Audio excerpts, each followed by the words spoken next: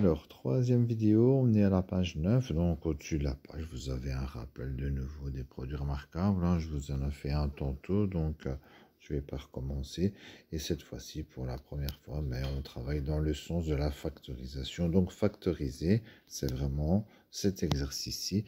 C'est-à-dire que on part d'une somme dans laquelle il y a trois termes. Trois termes, ça veut dire que normalement, hein, s'il est bon, bien sûr, c'est le produit remarquable numéro 1. Alors, pour vérifier si réellement c'est un produit remarquable, eh bien, on doit trouver deux carrés. Un carré, deux carrés. N'oubliez pas de vérifier que le double produit est bien le bon. Hein. Donc, x carré, c'est le carré de x. 9, c'est le carré de 3. Est-ce que le double produit de ce carré est bien 6x, hein, 2 fois 3 fois x, oui, c'est bien 6x, donc voilà, ça peut être remplacé par ça. Hein, on travaille dans l'autre sens. Si c'était égal dans un sens, forcément, c'est égal dans l'autre sens. Le suivant, même chose, le premier, c'est un carré, 4x carré, c'est le carré de 2x, le 1, c'est un carré. Attention, bien repérer qu'on a un moins devant le double produit. Donc ici, c'est moins dans la parenthèse. Ce sera le carré d'une différence. Et on vérifie toujours le produit remarquable. Hein. Si ici, j'ai 6x au lieu de 4x, ça veut dire que ce n'est pas un produit remarquable. En fait, ça veut dire qu'on ne sait pas appliquer la formule. Hein. Alors, attention pour le suivant. Ils ont changé de place. Hein, mais on repère que 9x carré, c'est bien le carré de 3x. 1, c'est toujours un carré. Voilà le double produit. Il y a un moins. N'oubliez pas. Moins 1. On vérifie le double produit. 2 fois 3x, 6x fois 1, c'est bien 6x. Attention, il va y avoir un peu plus loin des pièges. Hein. Donc, vous aurez quelque chose qui ressemble à un produit remarquable. On aura deux carrés, mais le double produit ne sera pas bon. Et donc, on ne peut pas appliquer la formule. Hein. Donc, à chaque fois, il faut vérifier le double produit. Alors, celui-ci, il anticipe déjà un petit peu sur la suite.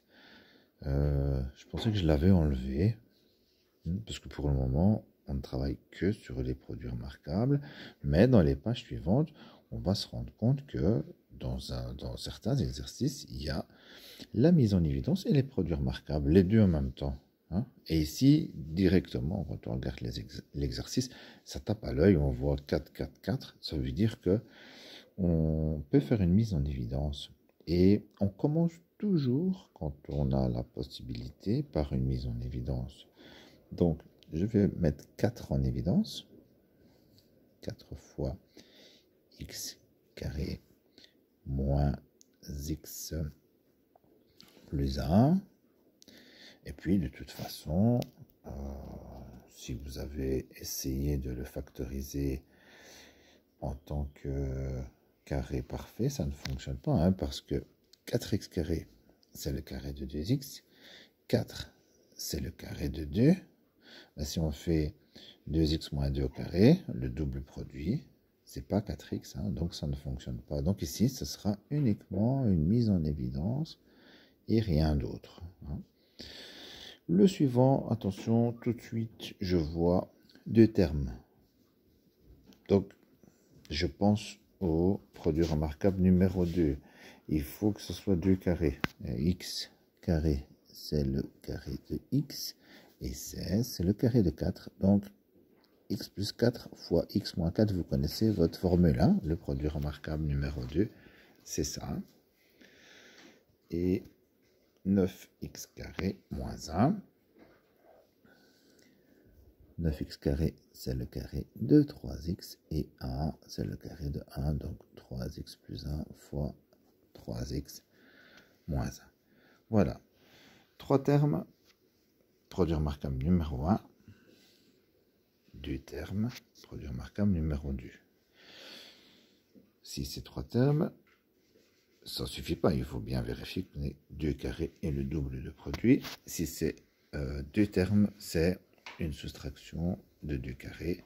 Si on a bien du carré, on peut appliquer le produit remarquable. Ici, le double produit n'était pas bon, donc pas moyen d'appliquer un produit remarquable, mais on savait faire une mise en évidence. Voilà, c'est la deuxième technique de factorisation.